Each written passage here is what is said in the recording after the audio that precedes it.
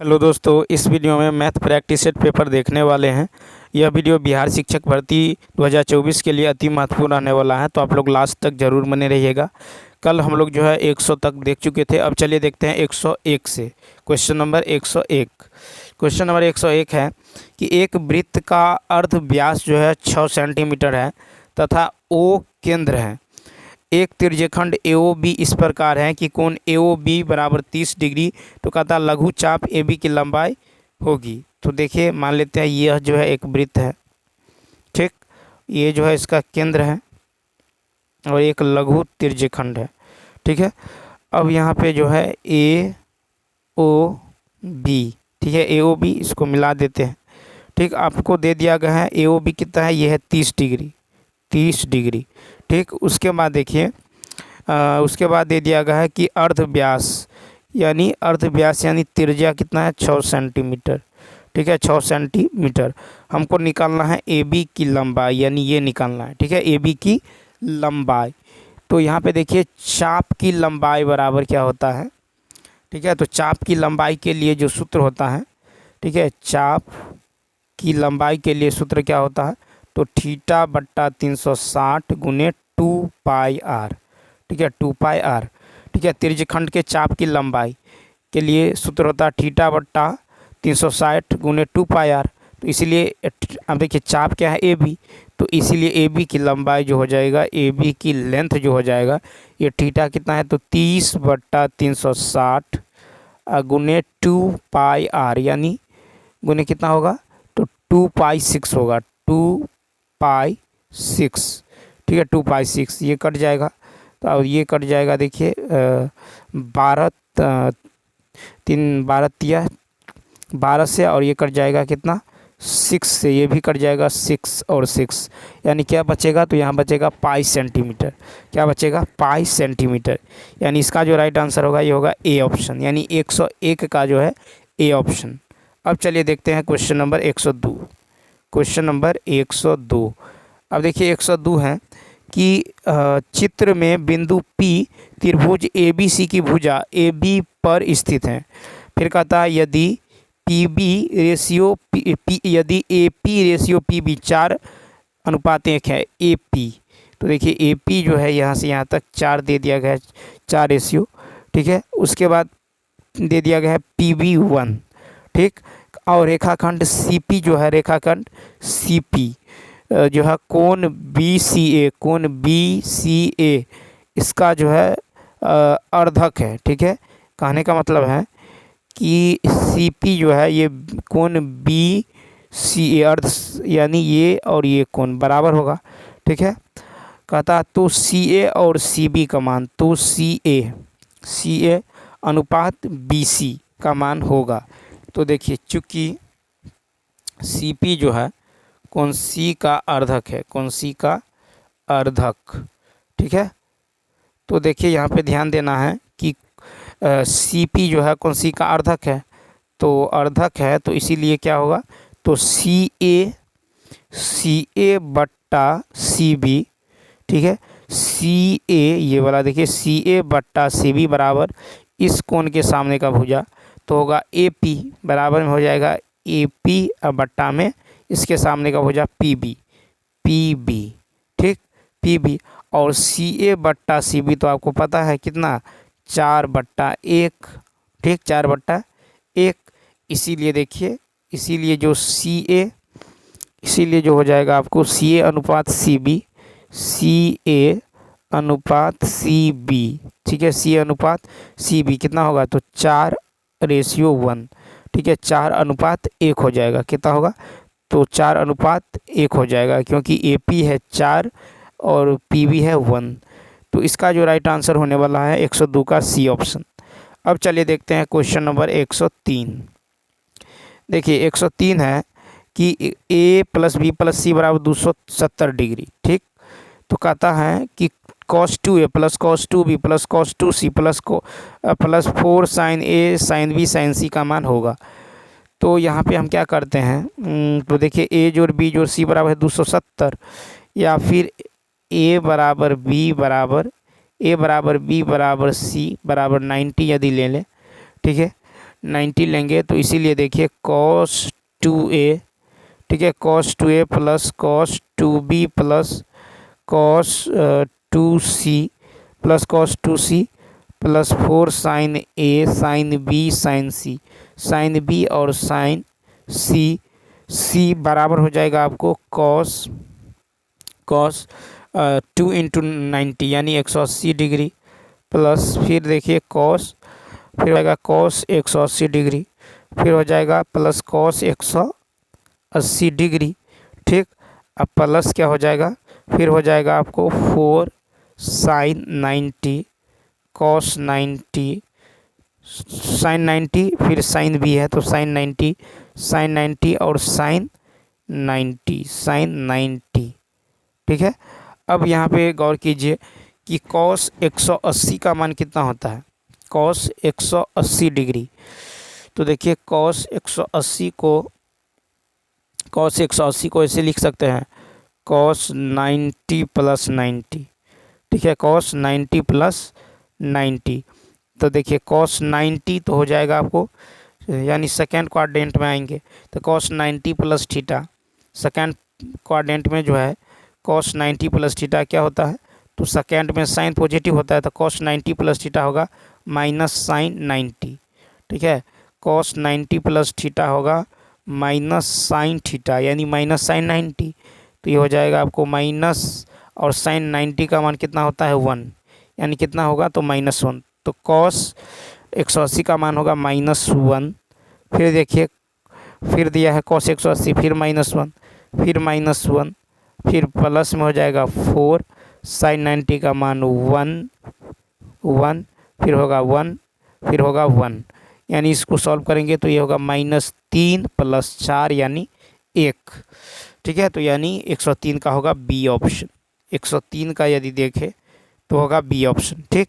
उसके बाद 104 है कि ए बी सी एक त्रिभुज है, 104 है कि ए बी सी जो है, ए बी सी एक त्रिभुज है, ए डी जो है माध्य का है, ए डी जो है मान लीजिए ए बी सी और डी, ए डी माध्य का है। उसके बाद है यदि ए डी पर कोई एक बिंदु ई है, ए डी पर कोई एक बिंदु ई, मान लीजिए यहाँ पे जो है क्या है, एक बिंदु ई है, एक बिंदु ई है, तब एक बिंदु यदि ई है तो इसको यदि मिला दे, देखिए इसको ऐसे मिला देते हैं तो यहाँ पे देखिए कि एरिया त्रिभुज ए बी डी, एरिया त्रिभुज ए बी डी, एरिया त्रिभुज ए बी डी बराबर एरिया त्रिभुज ए सी डी बराबर एरिया त्रिभुज ए सी और डी, ठीक है, ए सी डी।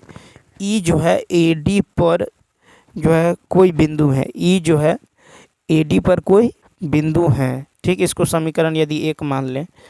अब देखिए इसीलिए एरिया त्रिभुज बी डी ई, एरिया त्रिभुज बी डी ई, एरिया त्रिभुज बी डी ई बराबर एरिया त्रिभुज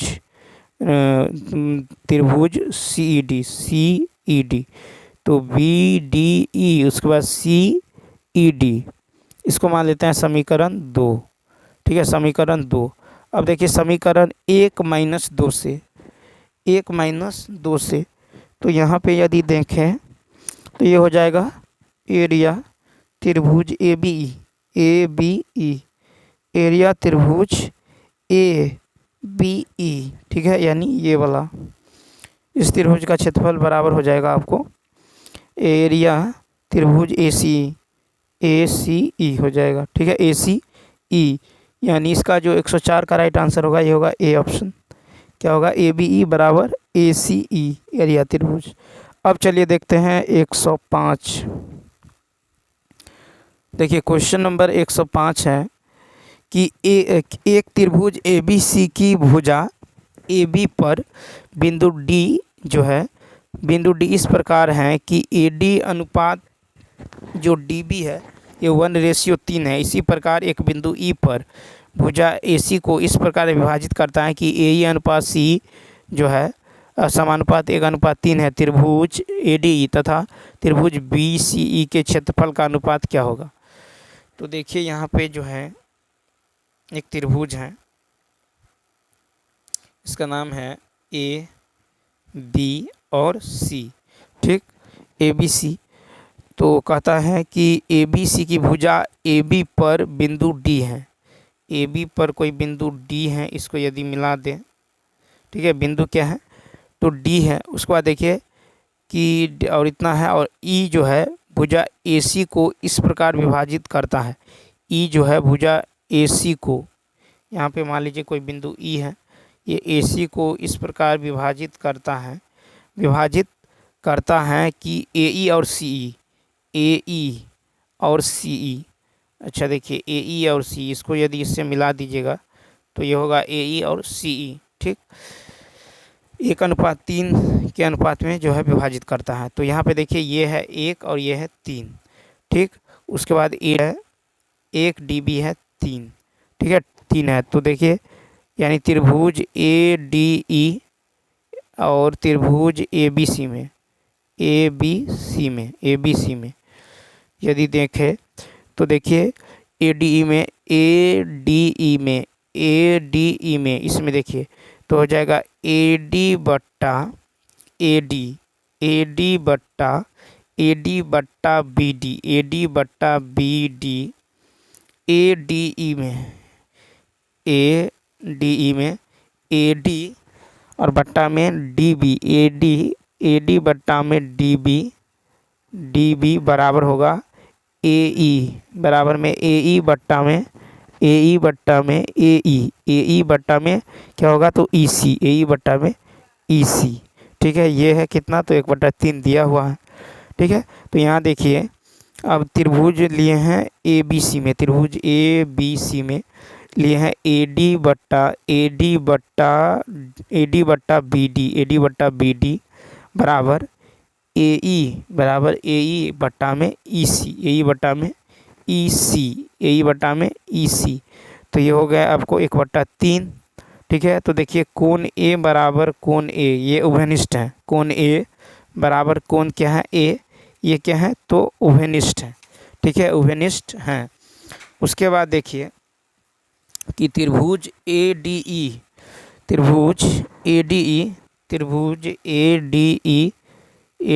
और समरूप त्रिभुज क्या है तो ए बी सी एस समरूपता से, तो इसीलिए ए डी बट्टा ए बी, ठीक है। तो यहाँ पे आप देखें कि ए डी ई और ए बी सी ये क्या है समरूप है, तो ए डी बट्टा ए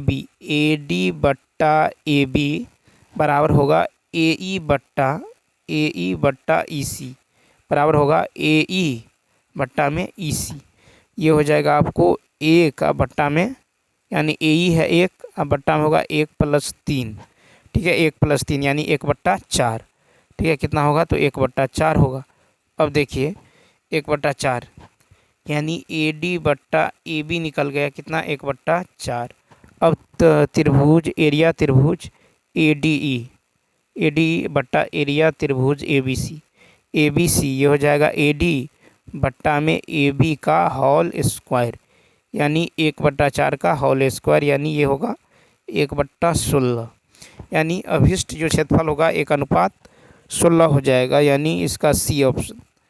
अब चलिए देखते हैं 106, कहता है कि एक वृत्ताकार मैदान की त्रिज्या 56 मीटर है, उसके साथ साथ बाहर की ओर 7 मीटर चौड़ी सड़क है, सड़क का क्षेत्रफल ज्ञात करें।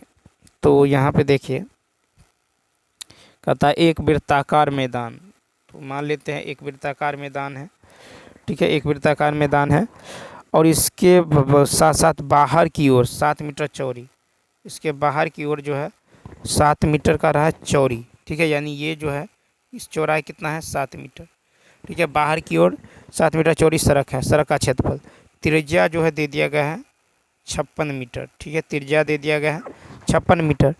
तो देखिए यहाँ सड़क सहित वृत्ताकार, तो हमको कहता है सड़क का क्षेत्रफल निकालने के लिए, ठीक है, किसका तो सड़क का क्षेत्रफल निकालने के लिए, ठीक, सड़क।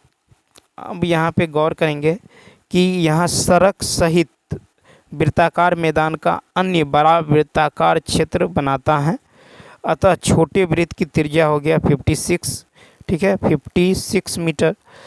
और बड़े वृत्त की त्रिज्या जो होगा ये होगा 56 + 7 यानी 63 मीटर।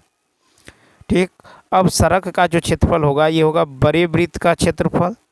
ठीक है, बड़े वृत्त का क्षेत्रफल यानी पाई बड़ा आर स्क्वायर माइनस छोटे वृत्त का क्षेत्रफल यानी पाई स्मॉल आर स्क्वायर। ठीक है, पाई कॉमन करेंगे तो बड़ा आर स्क्वायर और माइनस में छोटा आर स्क्वायर। ठीक, यानी ये हो जाएगा आपको, ये हो जाएगा पाई यानी 22/7 इंटू 63 का स्क्वायर माइनस 56 का स्क्वायर। ये होगा 22/7 इंटू, देखिए 63 का स्क्वायर, ये हो जाएगा 6 और 3 9, 6 और 5 11 इंटू, फिर 13 में से 6 गया तो 7। ठीक है, कितना होगा 7 और 7 कैंसिल। अब गुना कर देंगे, ये है 22 गुने 119। ठीक है, तो ये हो जाएगा आपको 2618 मीटर स्क्वायर, 2618 मीटर स्क्वायर यानी बी ऑप्शन।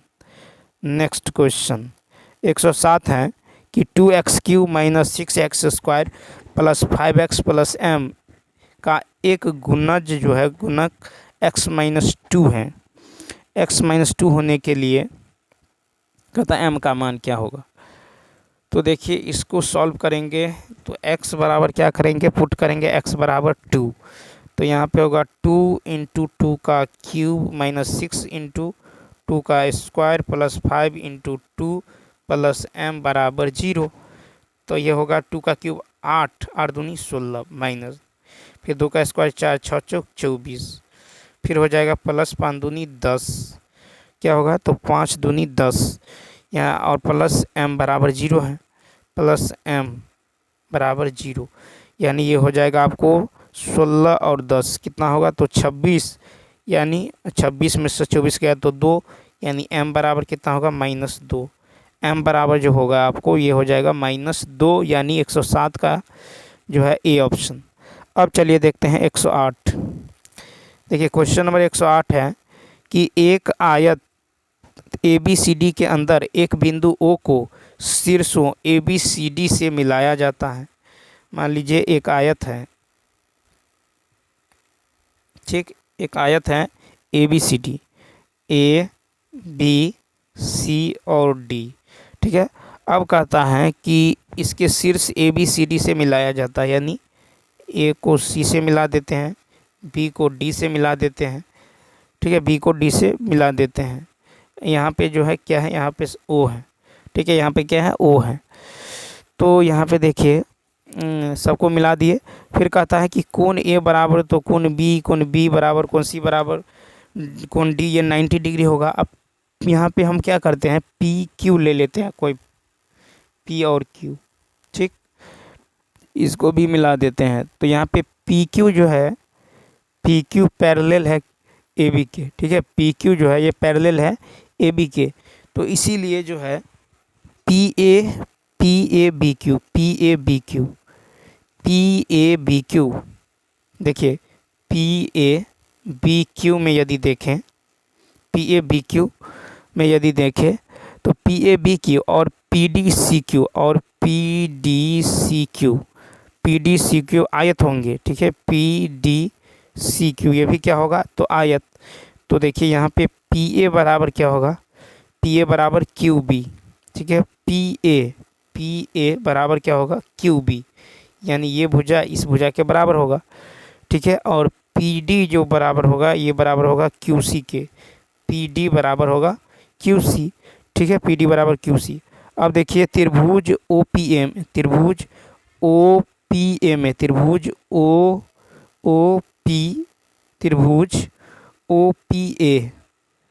OPA यानी इसमें त्रिभुज OPA में क्या होगा तो OA² बराबर होगा OP² जोड़ PA²।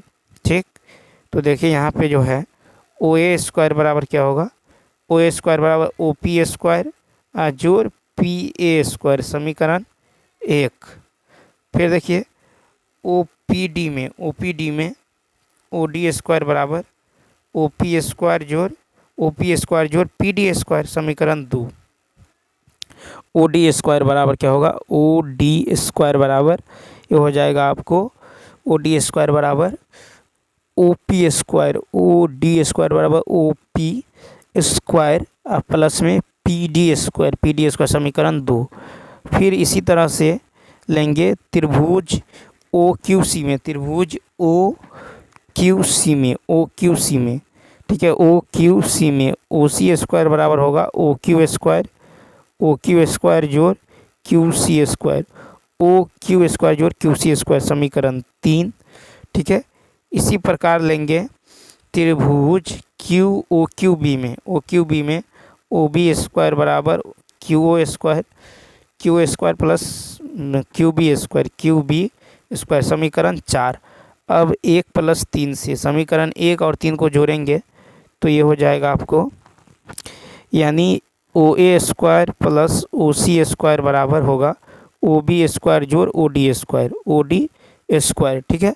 अब समीकरण 1 और 3 से ये सिद्ध हो जाता है, समीकरण 1 और 3 से। तो इसका जो राइट आंसर होने वाला है ये हो जाएगा 108 का ए ऑप्शन। अब चलिए देखते हैं क्वेश्चन नंबर 109। 109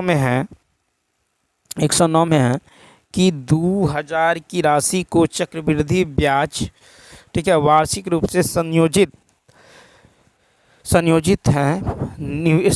पर निवेश किया जाता है। कहता है यदि ब्याज की दर 10 प्रति वर्ष है तो 30 माह के बाद मिश्रधन कितना होगा, ठीक है, 30 माह के बाद। तो यदि यहाँ पे देखें 30 माह को हम वर्ष में कन्वर्ट करेंगे तो टाइम जो होगा ये होगा 30/12, यानी ये होगा 5/2 वर्ष, यानी 2 सही 1/2 वर्ष, ठीक है। तो हो जाएगा आपको, तो 2 सही 1/2 वर्ष हो जाएगा, ठीक है, 2 सही 1/2 वर्ष, यानी 5/2 वर्ष, 5/2 वर्ष, ठीक है, 5/2 वर्ष या 2 सही 1/2 वर्ष का है। तो यहाँ पे जो मिश्रधन हो जाएगा आपको अमाउंट जो होगा मिश्रधन, तो मूलधन होगा, मूलधन इंटू, अब देखिए 10%, तो ये हो जाएगा 10% यानी 110/100, ठीक, 1 वर्ष, फिर 1 वर्ष के लिए फिर होगा 110/100, ठीक। अब जो है जो है हाफ लेना है, ठीक है, 1/2 वर्ष के लिए। तो ये जो हो जाएगा आपको, यानी 10% का आधा होगा 5%, यानी ये हो जाएगा 105/100, 105/100। इसको सॉल्व करेंगे तो देखिए 2 जीरो से 2 जीरो कट जाएगा, फिर 2 जीरो से 2 जीरो कट जाएगा, ठीक है, 2 जीरो से 2 जीरो कैंसिल, तो यानी फिर देखिए कट जाएगा, तो यानी ये हो जाएगा आपको 121 गुने 21, 121 गुने 100 यानी 2541, यानी सी ऑप्शन क्या होगा, सी। अब देखिए क्वेश्चन नंबर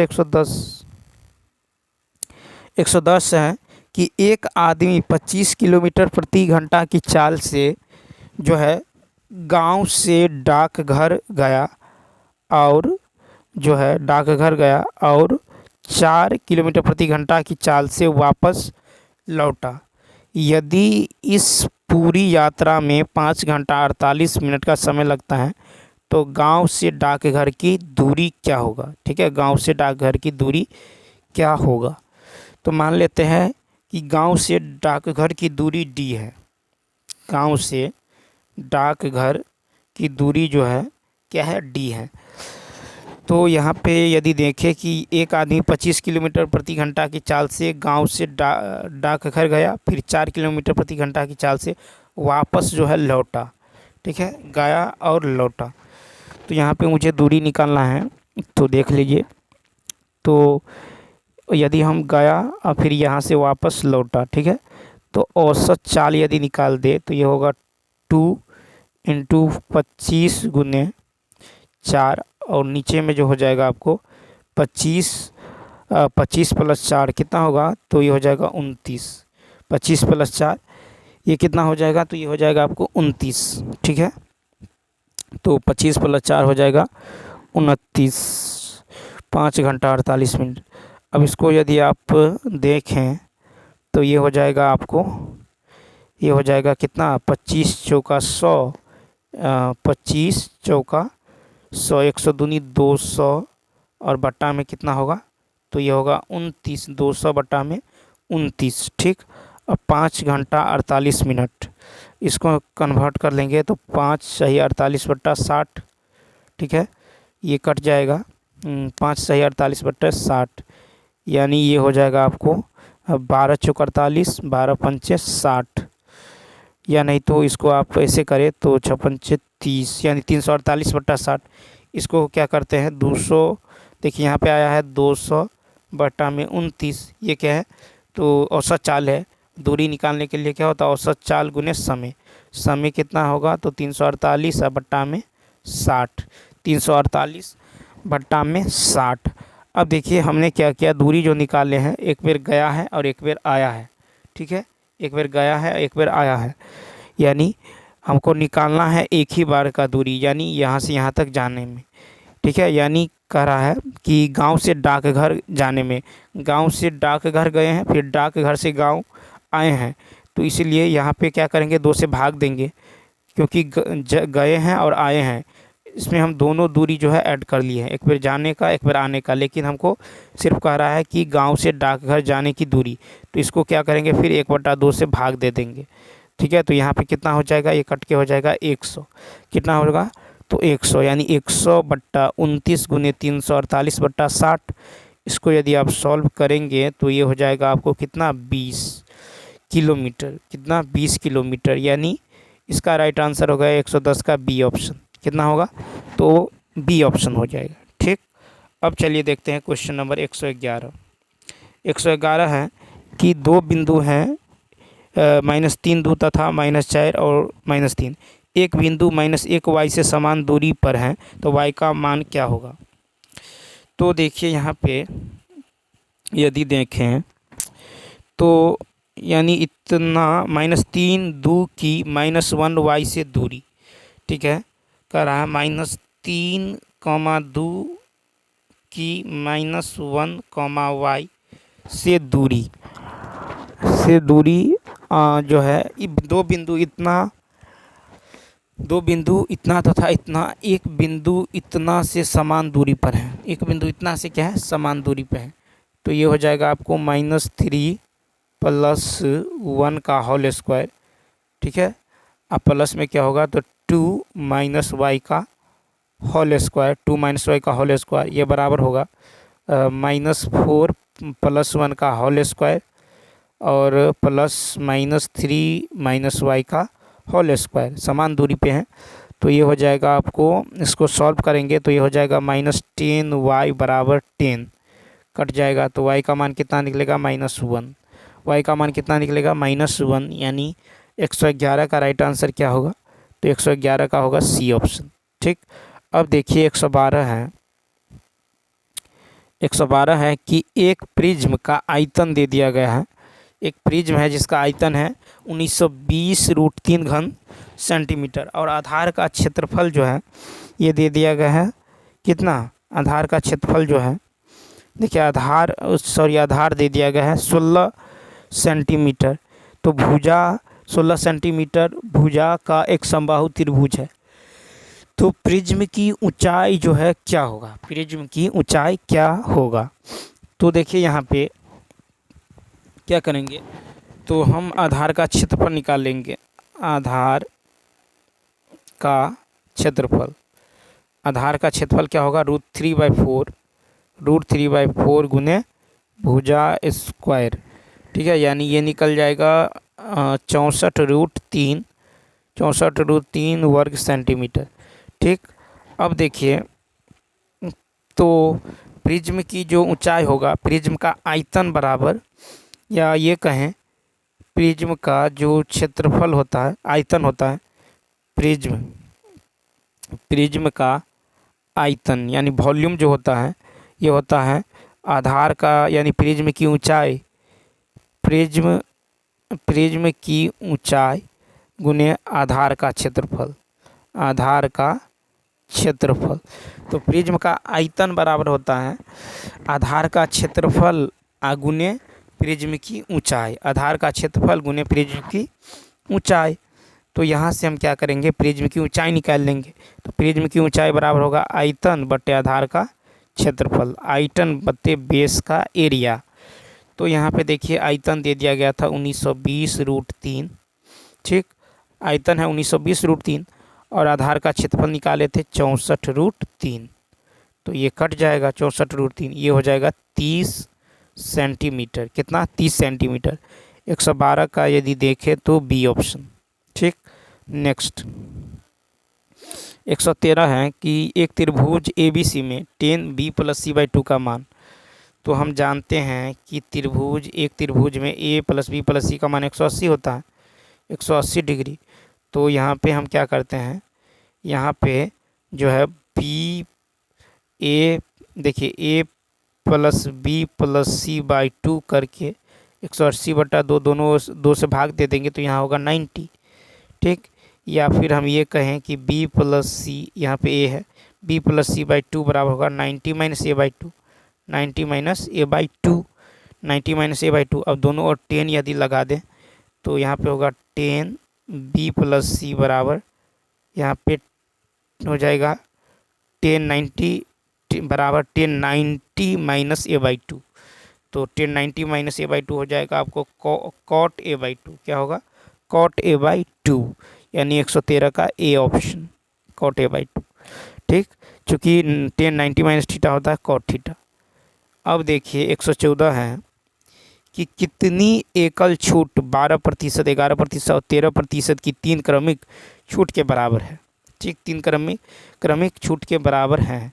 114 की यदि बात करें तो देखिए जो एकल छूट है, एकल छूट निकालना है, यह है 12, 11 और 13, 12, 11 और 13, 12, 11 और 13। तो यहाँ पे यदि देखें तो 12% यानी 12 + 11 - 12 × 11/100, यानी हो जाएगा कितना? तो होगा 23 माइनस, ये हो जाएगा 2, 2 1 3, 132, एक अंक के बाद 10, 2 अंक के बाद दशमलव, ये हो जाएगा 10 में से 2 गया तो 8, 9 में से 3 गया तो 6 और 12 में से 3 गया तो 9, यानी 9.68, ठीक है। 9.68 अप्रॉक्स में 10 ले लेते हैं, ठीक है। कितना? तो यदि 10 ले लें तो फिर 10 + 13 - 10 × 13/100, तो ये हो जाएगा आपको 23 माइनस, फिर हो जाएगा 130/100, ये कट जाएगा 1.3, 10 में से 3 गया तो 7, 2 में से गया 1, यानी ये जो है 21.7, 21.7, ठीक है, 21.7, 21.7। तो कहता है कितनी एकल छूट, इतना को 3 क्रमिक छूट के बराबर है। तो यहाँ पे, या नहीं तो इसको ऐसे सॉल्व कर लेते हैं। देखिए इसको जो है एकल छूट के लिए 100%, ठीक है, माइनस में 100 माइनस में 12, ठीक है, 100 - 12 गुने, ठीक है, गुने 100 - 12 गुने 100 - 11/100 - 11/100, फिर देखिए गुने 100 - 13/100, ठीक है, 13/100। तो यहाँ पे जो है एकल छूट के लिए क्या करेंगे, तो 100% लेंगे, फिर इसमें से 100 - 12, 12% छूट, 100 - 12, फिर यहाँ पे क्या करेंगे, तो 100 - 11/100 गुने 100 - 13/100 करेंगे, ठीक। तो ये हो जाएगा आपको 100% और माइनस में कितना होगा, तो ये हो जाएगा 88, माइनस में 88 और गुना में हो जाएगा आपको 89/100, 89/100 और ये हो जाएगा 87/100। क्या होगा, तो 87/100, 87/100, ठीक। तो यानी ये हो जाएगा आपको, ये हो जाएगा 100%, 100% माइनस, यानी 68.1384%, यानी ये होगा आपको 31.8616%, यानी अप्रॉक्स में 32%, ठीक है, अप्रॉक्स में 32% यानी बी ऑप्शन। अब देखिए क्वेश्चन नंबर 115 है कि लॉटरी की 10 टिकटों में इनाम है। एक व्यक्ति ने लॉटरी की सभी 1000 टिकटें खरीद ली है, केवल एक खोलकर उसमें इनाम प्राप्त करने की प्रायिकता है।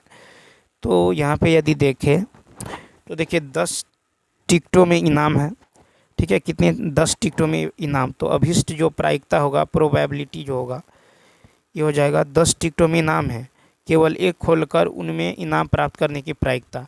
तो क्या होगा 10 और नीचे में होगा आपको 1000, 10 और नीचे में 1000, क्योंकि यहाँ पे देखिए लॉटरी की 10 टिकट में इनाम है, तो एन ई कितना होगा 10 और एन एस कितना होगा 110।